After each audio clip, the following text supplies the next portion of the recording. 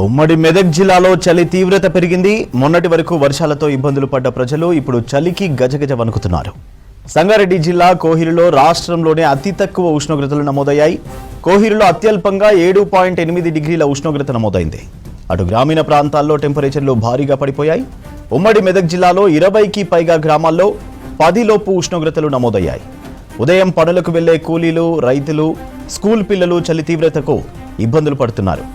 ఉమ్మడి మెదక్ జిల్లాలో చలి తీవ్రతపై మరింత సమాచారం శ్రీధర్ అందిస్తారు. చలి తీవ్రత పెరిగింది. రాష్ట్రంలోని అత్యల్ప ఉష్ణోగ్రతలు సంగారెడ్డి జిల్లాలోని కోహిర్లో నమోదైనాయి. నిన్న సంగారెడ్డి జిల్లాలోని కోహిర్లో 7.8 డిగ్రీల ఉష్ణోగ్రతలు నమోదైనాయి. సంగారెడ్డి కావచ్చు, ఇటు మెదక్ జిల్లా, సిద్దిపేట జిల్లాలో కూడా చలి తీవ్రత భారీగా పెరిగింది.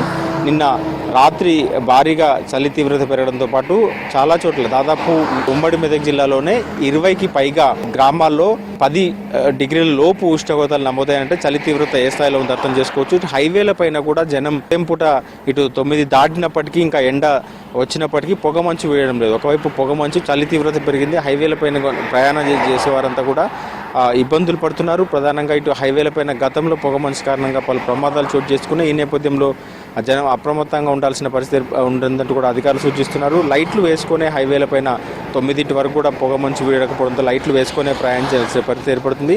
హైవే పైన ఎండ వచ్చినప్పటికీ ఇంకా పొగమంచు వీడడం లేదు. ఒకవైపు దట్టమైన పొగమంచు, మరోవైపు చలి తీవ్రత జనాన్ని ఉక్కిరిబిక్కిరి చేస్తుంది. ఉదయం పూట పనులకు వెళ్ళేవారు, ప్రధానంగా స్కూళ్ళకు వెళ్ళే విద్యార్థులు కావచ్చు, కార్మికులు, ప్రధానంగా మొదటి స్టడీ ప్రాంతంలో, కార్మికుల ప్రాంతంలో మొదటి షిఫ్ట్కు 6 గంటలకు వెళ్లాల్సి ఉంటుంది. 6 గంటలకు వెళ్ళే కార్మికులు కావచ్చు, వీరంతా కూడా ఈ తెల్లవారుజామున ప్రయాణాలు చేసుకునే వారంతా కూడా ఇబ్బందులు పడుతున్నారు. చలి తీవ్రత అయితే భారీగా పెరిగింది. జనరల్గా డిసెంబర్లో ఉండాల్సిన చలి నవంబర్లోనే చలి తీవ్రత పెరగడంతో జనం ఇబ్బందులు పడుతున్నారు. ఇంకా రానున్న రోజుల్లో చలి తీవ్రత పెరిగే అవకాశం ఉందని అధికారులు సూచిస్తున్న నేపథ్యంలో జనం అప్రమత్తంగా ఉండాలని చెప్తున్నారు. పరిస్థితి ఉంది. ప్రధానంగా ఇటు సంగారెడ్డి జిల్లాలోని కోహిర్లో రాష్ట్రంలోనే అత్యల్ప ఉష్ణోగ్రతలు నమోదవుతుంటాయి ప్రతి ఏటా కూడా. ఈసారి కూడా నిన్న రాత్రి 7.8 డిగ్రీల ఉష్ణోగ్రతలు నమోదైంది. దాంతోపాటు ఇటు మెదక్ జిల్లాలోని శివంపేటలో కూడా అత్యల్ప ఉష్ణోగ్రతలు నమోదైనాయి. 10 డిగ్రీల లోపు ఉష్ణోగ్రతలు నమోదైనాయి. ఇటు సిద్దిపేట జిల్లాలోని అక్బర్పేట, భూంపల్లి మండలం, పోతారెడ్డిపేటలో కూడా నిన్న 10 డిగ్రీల లోపు ఉష్ణోగ్రతలు నమోదైనాయి.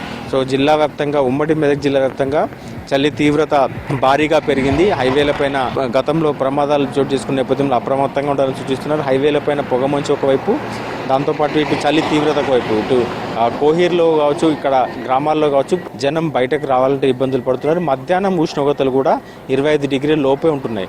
సో మధ్యాహ్నం ఎండ వచ్చినప్పటికీ చలి తీవ్రత తగ్గడం లేదు. ఉదయం 11 నుంచి 11 వరకు కూడా చలి తీవ్రత తగ్గడం లేదు. దాంతోపాటు సాయంత్రం 4-5 చలి తీవ్రత పెరుగుతుంది.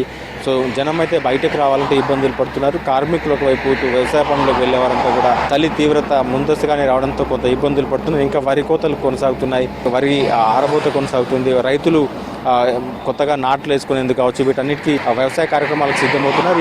ఈ సందర్భంలో చలి తీవ్రత పెరగడంతో జనం అయితే, రైతులు ఇబ్బందులు పడుతున్నారు. ఓవరాల్గా ఉమ్మడి మెదక్ జిల్లాలో దాదాపు 20కి పైగా గ్రామాల్లో ఇప్పటికే 10 డిగ్రీల లోపు ఉష్ణోగ్రతలు నమోదు కావడంతో పాటు ఇటు కోహిర్లో అత్యల్ప ఉష్ణోగ్రతలు నమోదైనాయి.